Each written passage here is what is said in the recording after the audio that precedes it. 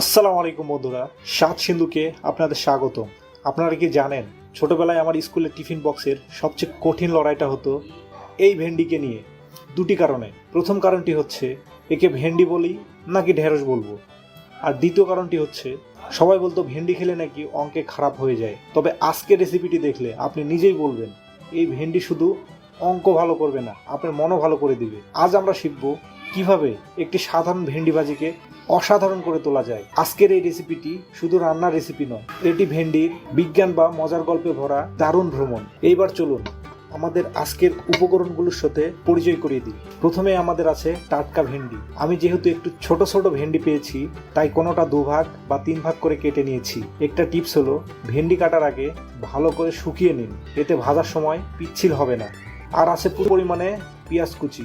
একটা মজার তথ্য দিই, পেঁয়াজ যত বেশি দিবেন ভেন্ডি ভাজির স্বাদ তত মিষ্টি হবে এবং ভেন্ডির ভিতরে পিচ্ছিল ভাবটা একদম থাকবে না। আজকের রেসিপির জন্য আমি মাঝারি আকারের 2টি বড় পেঁয়াজ ব্যবহার করেছি। এখন আমরা রান্নার সবচেয়ে গুরুত্বপূর্ণ ধাপে চলে এলাম।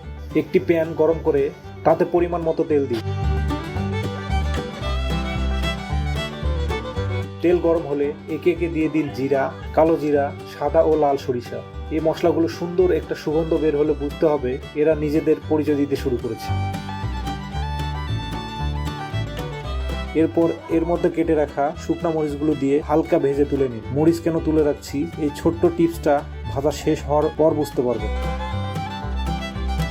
পেঁয়াজ যখন হালকা লাল হয়ে আসবে তখন তার মধ্যে দিয়ে দিন আমাদের প্রধান উপকরণ ভেন্ডিগুলো। এরপর পরিমাণ মতো লবণ, তো হলুদ গুঁড়ো এবং সামান্য মরিচ গুঁড়ো দিয়ে দিন।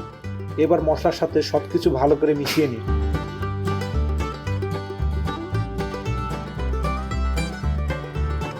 এখন একটি ঢাকনা দিয়ে ঢেকে দিন। আপনারা জানেন ভেন্ডির মধ্যে এক ধরনের পিচ্ছিল পদার্থ থাকে যাকে মিউসিলেজ বলা হয়। ঢাকনা দিয়ে রান্না করলে সেই পদার্থগুলো বেরিয়ে আসে আর মশলার সাথে মিশে যায়।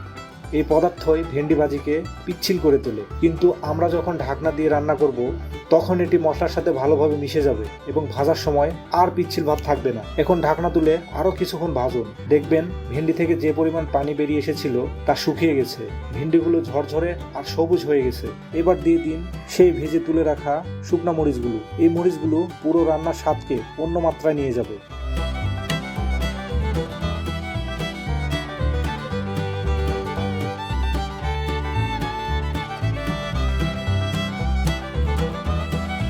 দেখুন আমাদের ভেন্ডি ভাজি কত সবুজ আর ঝরঝরে হয়েছে। এটি দেখতে যেমন দারুণ, খেতেও তেমন অসাধারণ। আজকের টিফিন বক্সের সব ভেন্ডি এক নিমেষে শেষ হয়ে যাবে। আশা করি আমার আজকের রেসিপিটি আপনাদের ভালো লেগেছে।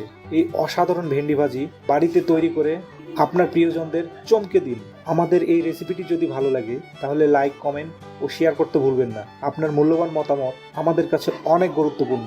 আর এমন অনেক মজার রেসিপি ও রান্নার বিজ্ঞান জানতে আমাদের চ্যানেল সাত সিন্ধু সাবস্ক্রাইব করে রাখুন এবং বেল আইকনটি প্রেস করুন, যাতে আমাদের নতুন ভিডিওর নোটিফিকেশন সবার আগে আপনার কাছে পৌঁছে যায়। দেখা হবে পরের পর্বে। ধন্যবাদ।